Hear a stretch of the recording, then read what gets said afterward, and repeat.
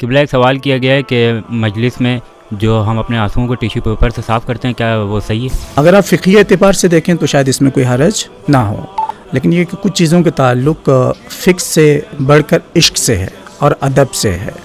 اور اشک عزا ان کے بہت زیادہ فضیلت ہے۔ میں اس کے بارے میں ایک واقعہ آپ کی خدمت میں عرض کر دوں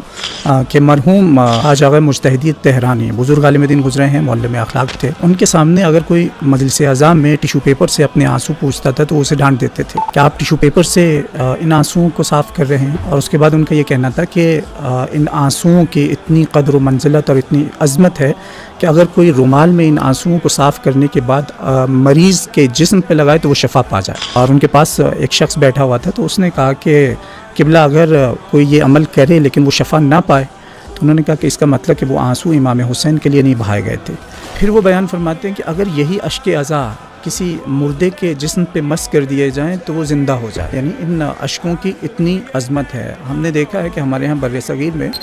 یقیناً آپ کے ہاں بھی ایسا ہے کہ مجالس میں پہلے رومال تقسیم کیے جاتے تھے۔ اس کا مقصد یہ ہوتا تھا کہ انسان ان آنسوؤں کو محفوظ کرے، ٹیشو سے یا کسی عام کپڑے سے صاف نہ کرے، بلکہ ایک رومال جو کہ مخصوص ہوتا تھا صرف فرش عزا کے لیے کہ جب مجالس میں آئے تو اپنے آنسو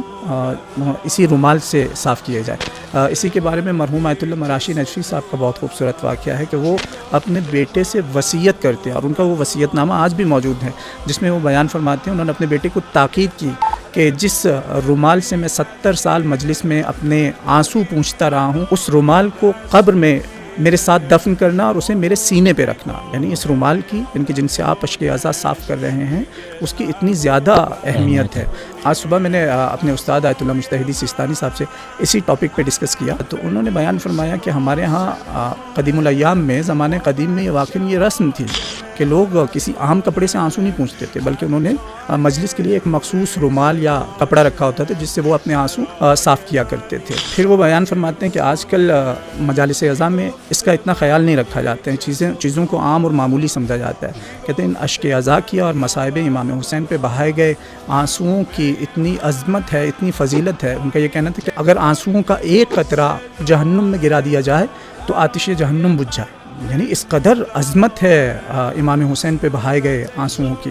اور پھر وہ کہتے ہیں کہ یہ کتنے باعظمت آنسو ہیں کہ جنہیں لینے کے لیے خود مادر امام حسین جناب سیدہ زہرا سلام اللہ علیہ تشریف لاتی ہیں۔